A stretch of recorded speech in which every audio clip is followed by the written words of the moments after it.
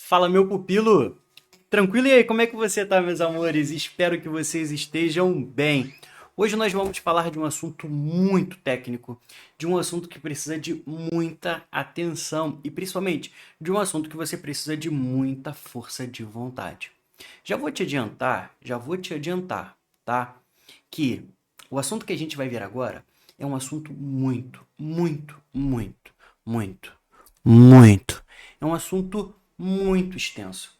E por conta disso, por conta dessa extensão, muitas das vezes ele é negligenciado, deixado de lado. Porque o aluno pensa, um assunto tão grande para cair uma questão, será que vale a pena estudar? Tudo depende da estratégia traçada por cada um de antemão, acabe de falar. Não sou eu que vou te obrigar a estudar licitações. Agora, eu quero que você pense assim. Se eu já estou com uma boa base consolidada em direito administrativo, e eu tô com um tempinho durante a semana para ver, por que não ver licitações? Pode ser uma questão que me coloca dentro do certame. Que você sabe que em um concurso tão concorrido, toda questão faz diferença.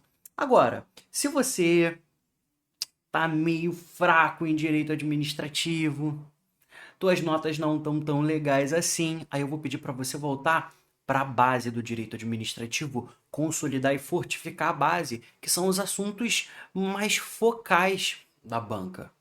Então você precisa ver princípios, poderes e, se for o caso, até mesmo negligenciar licitações, porque não tem como você aprender licitações se você não tiver uma boa base de direito administrativo, beleza? Então tudo vai depender da sua estratégia pessoal.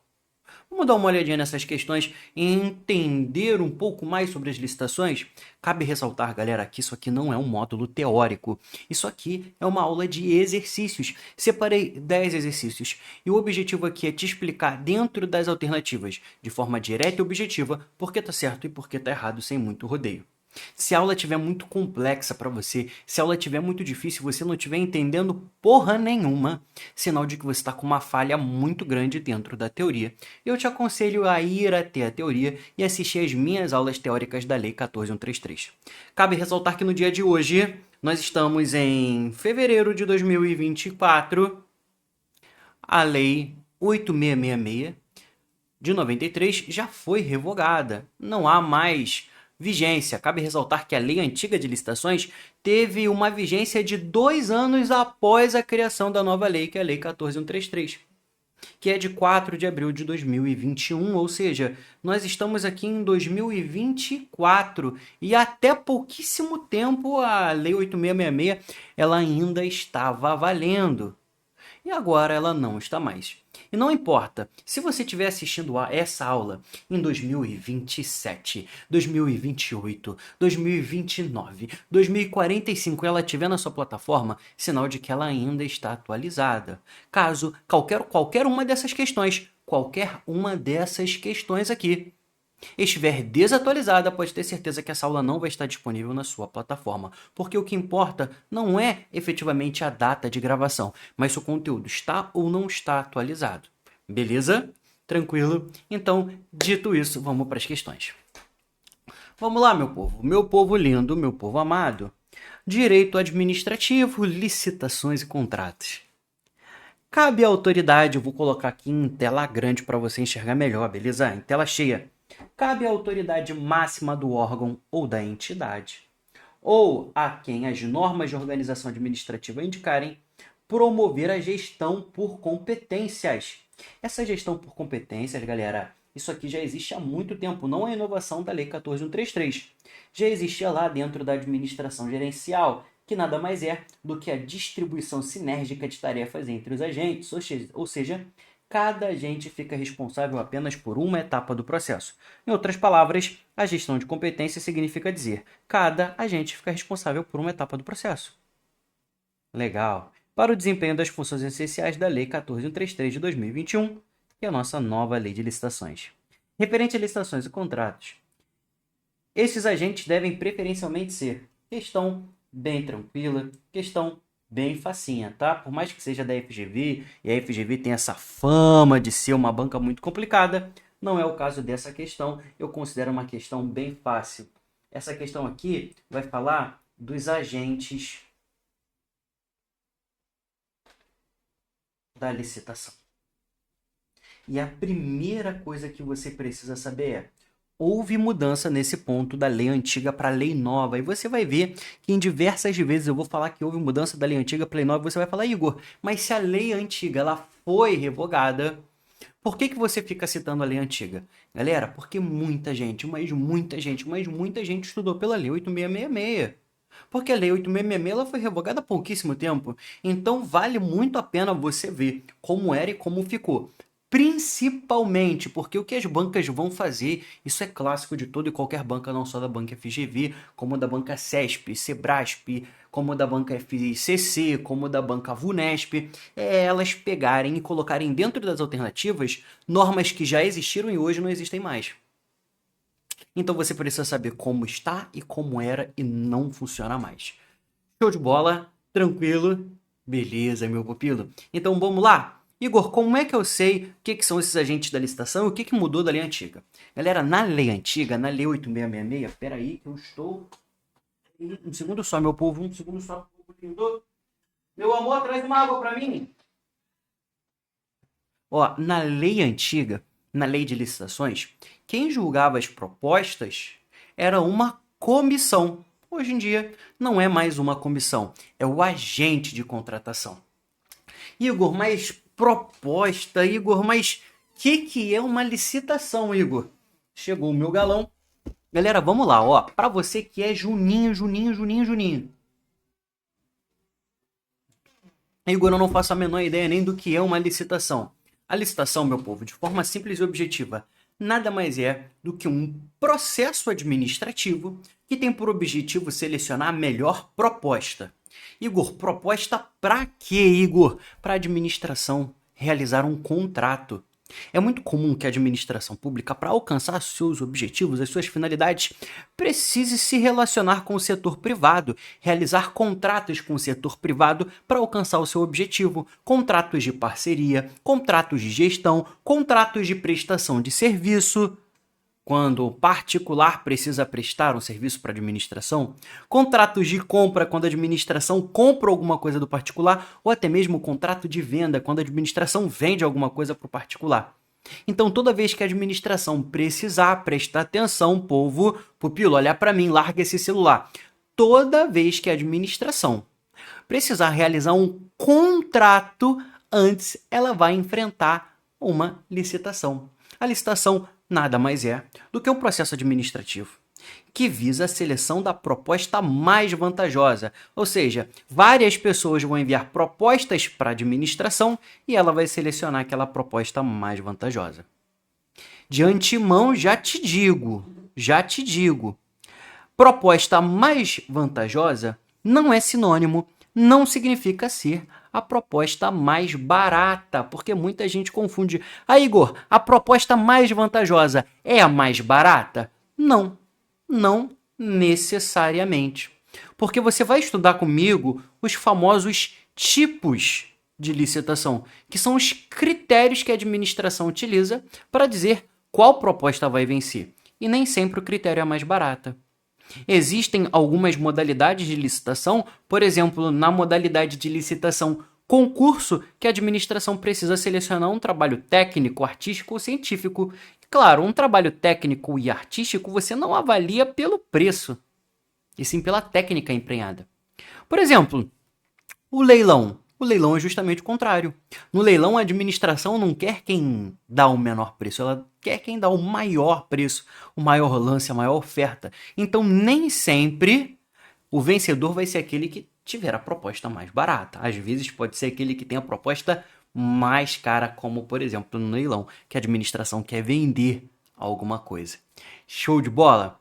Então, você já sabe o que é uma licitação. É um processo administrativo na qual a administração visa selecionar uma empresa ou até mesmo uma pessoa física para prestação de determinado serviço, compra de determinado produto, locação, concessão e assim vai. A administração quer fazer um contrato, tem que primeiro fazer licitação, é uma ordem direta da Constituição, tá?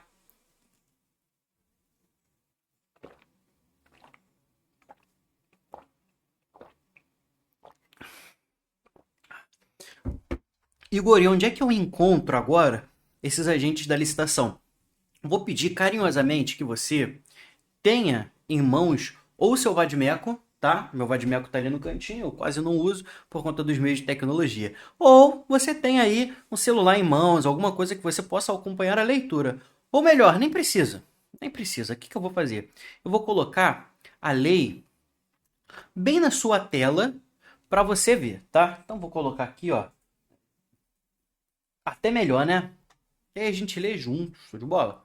Então eu vou colocar aqui, ó, a lei bem na sua tela, já abri aqui, ó, no site do Palácio do Planalto, o melhor site para você ler. Mas leia o site do governo, tá? Vamos lá, vamos falar dos agentes? E tá logo no iniciozinho da lei, não precisa ir muito longe. Artigo 7º.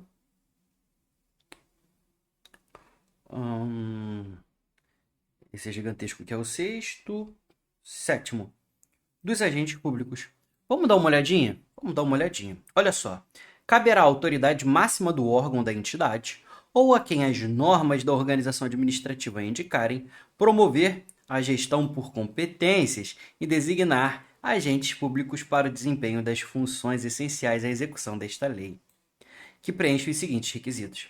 E aqui vai falar quais são os agentes públicos que participam do processo de licitação. Igor, agente público? Quem é o agente público? É o que você costuma chamar de funcionário público, né? A terminologia já mudou há muito tempo.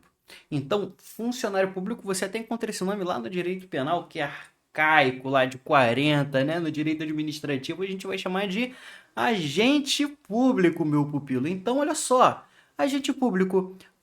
Quais são os agentes públicos que podem participar de um processo administrativo para selecionar a melhor proposta? A lei fala pra gente. Olha só, o inciso 1º do artigo 7º diz: pode participar de um processo licitatório quem for preferencialmente servidor efetivo ou empregado público dos quadros permanentes da administração. O que basicamente esse inciso 1º está falando pra gente? Ele está falando assim, ó. Para participar de um processo licitatório, aquele agente público ele tem que ter passado em um concurso público. É isso mesmo, meu pupilo? Concurso público. Então, via de regra é, só pode participar de um processo licitatório o agente que passou em um concurso, seja ele para ser servidor ou empregado. É o que o inciso 1º diz. Ou ainda, tenham atribuições relacionadas à licitação. Preste atenção. Precisa ter alguma atribuição relacionada à licitação ou contrato, ou que possuam uma formação compatível ou qualificação atestada por certificação profissional emitida por escola de governo criada e mantida pelo poder público. Ou seja, não é qualquer Chico Tripa, Zé Ruela que pode julgar um processo licitatório. Não é qualquer pessoa. Para o agente público poder julgar um processo licitatório, obrigado, meu bem, ele precisa ter algum conhecimento na área de licitação. Ele precisa ter uma formação que inclua a licitação na grade curricular. Que pode ser administração pública, direito, contabilidade, gestão pública, economia, dentre outras disciplinas de nível superior, cursos de nível superior. Ou ainda, por mais que ele não tenha um nível de escolaridade, que ele exerça alguma atribuição relacionada à licitação e contrato. Como assim, Igor? Essa lei é de 2021. Será que antes de 2021 já não tem aqueles servidores cascudos que trabalham há anos com licitação e por mais que não tenham uma formação, já não tem bastante conhecimento sobre o assunto? Então, a lei fala, ou o agente vai ter uma formação na área, ou ele já trabalhava com atribuições relacionadas à licitação e já tem conhecimento. De fato para trabalhar com licitação não é qualquer pessoa. É uma pessoa que tenha conhecimento sobre licitações, tá? Tô tomando meu remédio, tá, galerinha?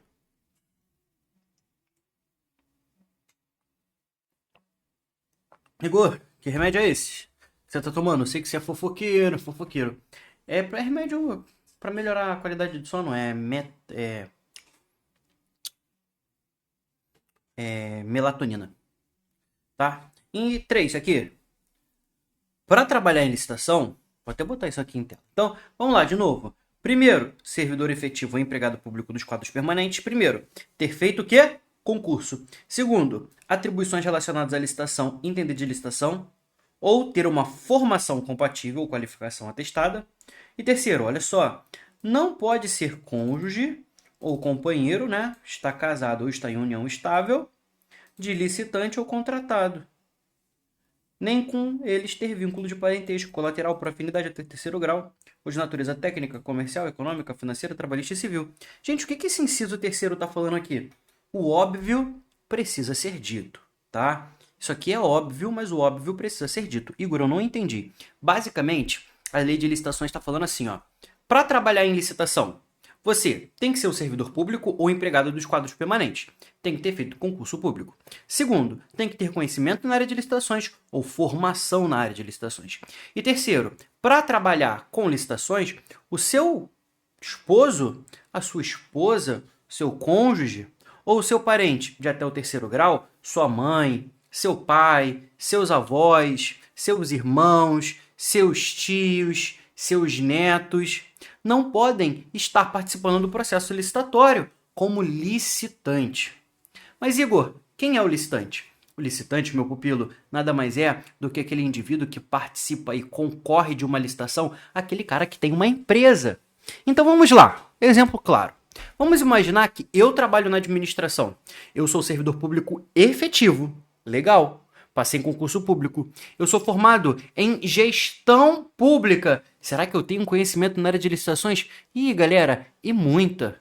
Mas a minha esposa tem uma empresa.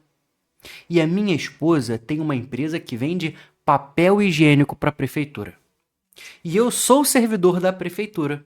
E a minha esposa participa de várias licitações todos os anos. Será que eu posso ser um agente da licitação e julgar uma proposta enviada pela minha esposa? Ou será que isso não vai ferir o princípio da impessoalidade?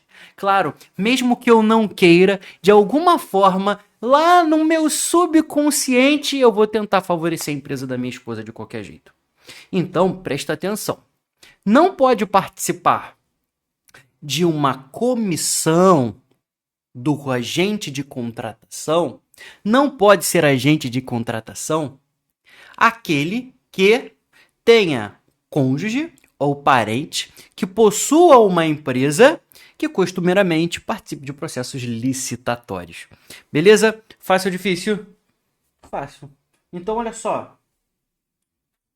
Preferivelmente devem ser independentes da administração? Não, né, gente? Se o cara é agente público, como é que ele vai ser independente da administração? B. Servidor efetivo ou empregado público dos quadros permanentes da administração pública. Pode marcar. Isso está no artigo 7º da Lei 14.133 de 2021. Show? Show. Vamos lá. Questãozinha de número 2. Em relação às modalidades, o concurso representa aquela. Meu pupilo, toma muito cuidado. Concurso não é a mesma coisa. Concurso público. Caso você estivesse achando que é a mesma coisa. Não é. Licitação é licitação, concurso público é concurso público. Esse concurso é uma modalidade de licitação. Igor, o que é uma modalidade de licitação? Vou colocar aqui, ó, embaixo. Modalidade de licitação.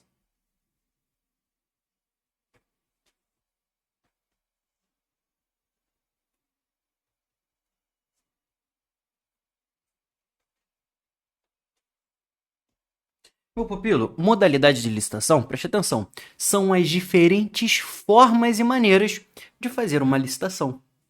Cada modalidade de licitação serve para atender um objetivo da administração. Exemplo, a administração quer vender um carro. Qual é a maneira como ela vai fazer isso? Bom, ela vai fazer isso por meio de um leilão. A administração agora, ela quer comprar bens móveis que sejam de utilidade cotidiana, produtos, insumos. A administração quer comprar papel higiênico, caneta, carimbo, tinta de impressora. Esses produtos do dia a dia necessários à boa administração, descartáveis, café. Então ela vai utilizar uma modalidade chamada de pregão, que é para comprar, leilão, para vender, pregão, para comprar. E para que serve o concurso? O concurso serve para selecionar um trabalho de natureza técnica, artística ou científica. O que isso significa dizer? significa dizer que a administração usa o concurso para atividades de natureza intelectual. Ela pode, por exemplo, fazer um concurso de obra de arte. Ela pode, por exemplo, fazer um concurso de dança. Ela pode, por exemplo, fazer um concurso de musicalidade. Ela pode fazer um concurso de esculturas, um concurso de grafites. Por exemplo, toda vez que ela quiser selecionar um trabalho técnico, artístico ou científico, uma Olimpíada de Matemática. E aquele licitante que faz parte de um concurso, ele não recebe uma remuneração por isso. Ele recebe um prêmio, ele vai receber um troféu, ele vai receber uma medalha. Ele até pode receber um dinheiro. Até pode, tá? Não vou falar que ele não pode, não. Mas por vencer a licitação e não por assinar um contrato, como normalmente acontece. Show de bola? Fácil ou difícil? Então isso é um concurso. Lembra do concurso de moda, do concurso de música, de um concurso de dança? Não tem nada a ver com concurso público. É para trabalhos de natureza técnica, artística e científica. Show de bola? Show de bola. Ó, e quais são as modalidades de licitação que existem? Vou colocar aqui, ó. Existe a concorrência.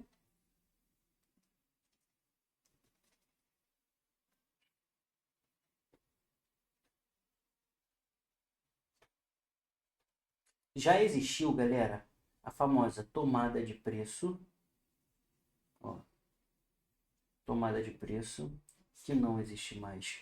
Já existiu o convite, que também não existe mais.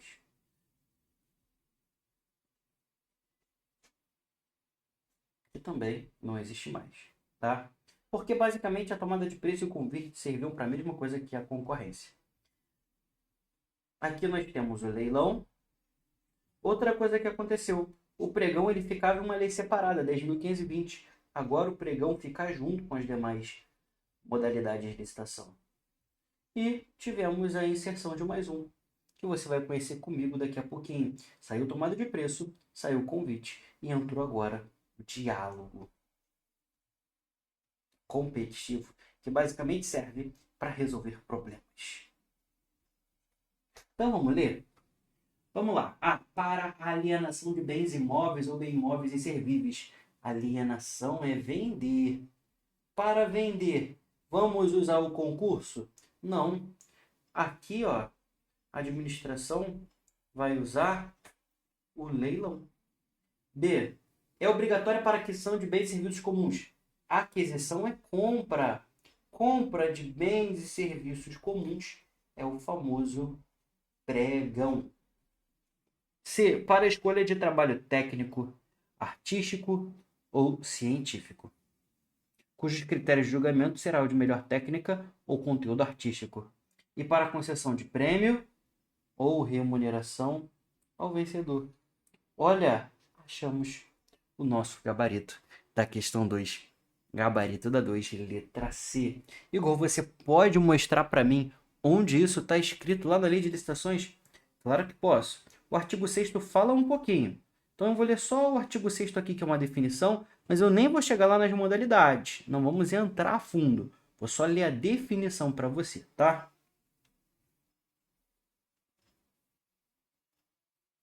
Concurso. Modalidade de licitação para a escolha de trabalho técnico, artístico ou científico, cujo critério de julgamento será o de melhor técnica ou conteúdo artístico, e para a concessão de prêmio ou remuneração ao vencedor. Copia e cola. Galera, esse artigo que eu estou lendo é o artigo 6º, que funciona como se fosse um dicionário dessa lei. Você ainda nem adentrou especificamente nas modalidades. Você só viu o que é o conceito, definição, tá? Legal, já leu. Vamos agora para a questão de número 3. De acordo com a Lei Federal 14.133, o termo de referência é um documento necessário para a contratação de bens e serviços que deve conter alguns parâmetros e elementos descritivos. Em relação a esses parâmetros e elementos, assinale a opção cuja explicação está correta. Primeira coisa, o que é um termo de referência, Igor? Toda vez que você tiver em dúvida em alguma coisa, o que é essa palavra? O que é aquela palavra? Gostaria de saber. Então você precisa olhar o artigo 6º, porque ele vai trazer as definições legais. Igor, você vai abrir o artigo 6º para eu dar uma olhadinha? O que é esse termo de referência? Claro que eu vou, meu pupilo. Sem preguiça, tá? Ah, Igor, tá chato. Faz parte, a vida é assim. Se fosse para se divertir, você estava na praia, não é? Então vamos lá ver o termo de referência.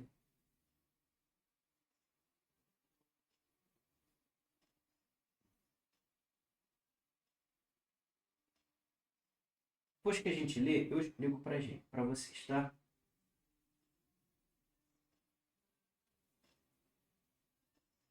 Tá por aqui, anteprojeto.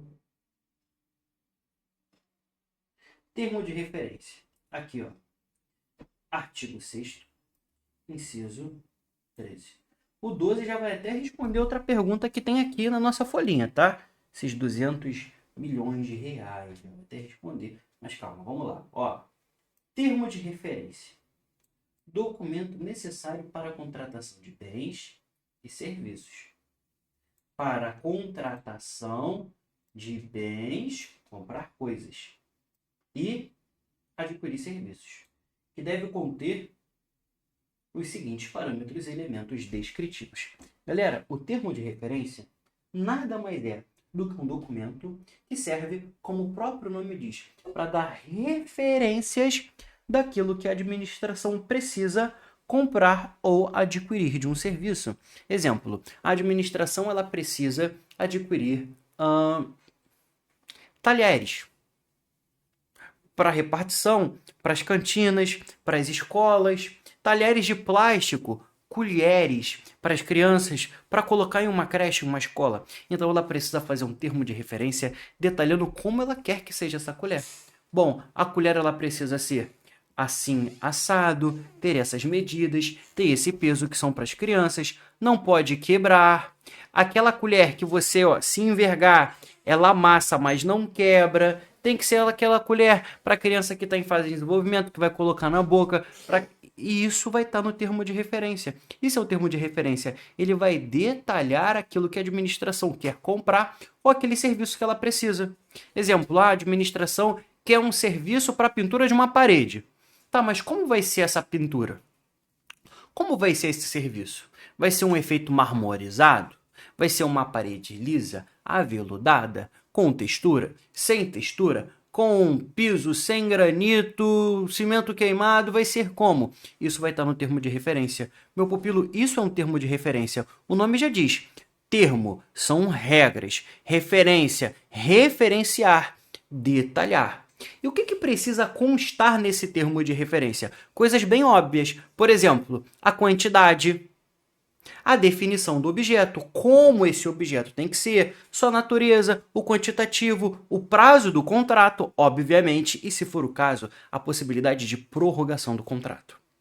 A fundamentação da contratação, que consiste no estudo técnico preliminar. A administração vai fazer um estudo técnico e vai falar: olha, nós precisamos dessas colheres nesse formato por conta disso, disso e disso. Por conta das normas da Anvisa, por conta das normas do Corpo de Bombeiros e pererei parará.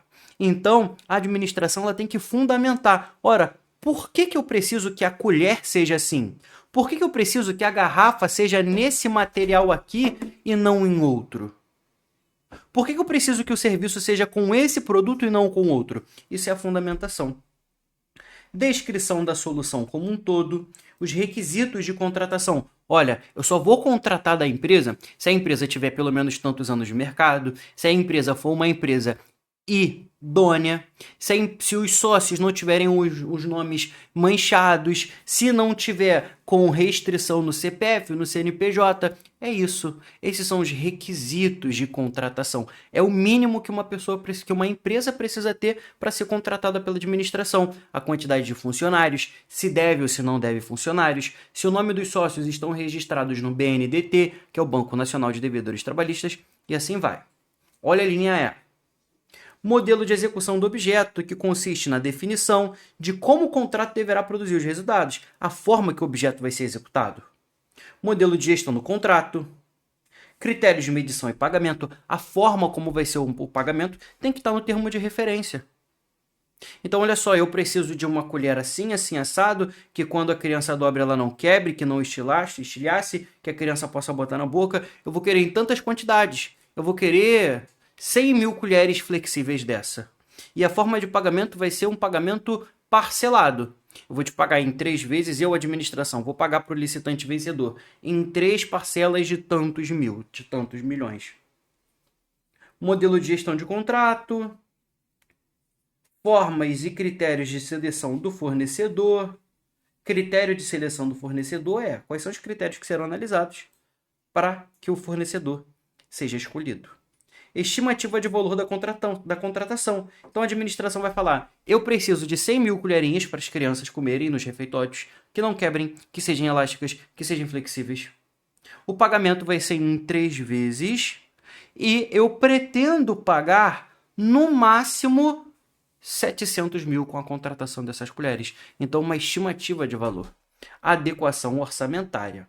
Então, você viu o que é esse tal de termo de referência, que é um documento produzido pela administração que vai detalhar aquilo que ela quer, a forma como ela vai comprar, que vai esmiuçar, trazer informações importantes para que esse contrato possa ser assinado mais para frente. Tá? Então, vamos lá? Vamos para as alternativas. A. Modelo de execução do objeto? Sim, modelo de execução do objeto. Com a execução do objeto será acompanhada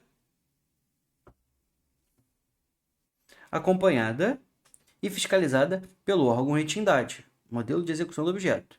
Descreve como a execução do objeto será acompanhada? Não, gente, ó.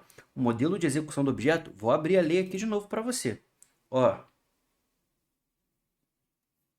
Modelo de execução do objeto, que consiste na definição de como o contratado deverá produzir os resultados. Tem nada a ver com o que a alternativa A falou. B. Modelo de gestão do contrato. Define o objeto. Gente, o modelo de execução do contrato não vai definir o objeto. Ora, o quantitativo, a natureza do objeto é na definição do próprio objeto e não na gestão do contrato. Estimativa de valor da contratação. Legal. Consiste na definição de como o contratado deverá produzir os resultados. Pô, essa C aqui não é nenhuma questão de direito. Essa C aqui é uma questão de psicotécnico. É só para ver se a sua psique está em dia. Gente, a estimativa do valor do contratação serve para quê?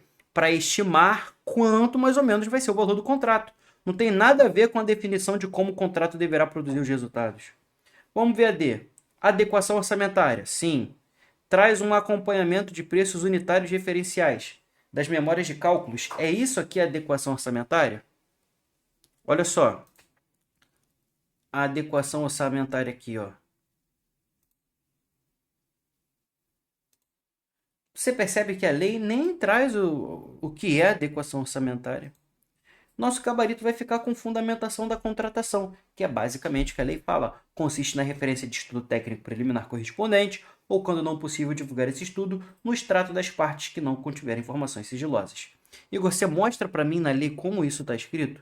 Sem sombra de dúvidas. Olha só. Fundamentação, que consiste na referência de resultados de técnicas preliminares correspondentes ou, quando não for possível, divulgar esses estudos no extrato das partes que não contiverem informações sigilosas. Copiou e colou. Aqui a banca FGV simplesmente copiou e colou. E era só você acertar. Show de bola. Galerinha, esse bloquinho tá com 33 minutos. Já passamos, já estouramos as nossas meia hora, tá? Então eu vou encerrar aqui na questão 3 e no próximo bloco a gente faz aí mais 3 ou 4 questões e vai trabalhando mais um pouco da lei de licitações. Um grande beijo, um forte abraço e na posse a gente se vê. Valeu, tchau, tchau.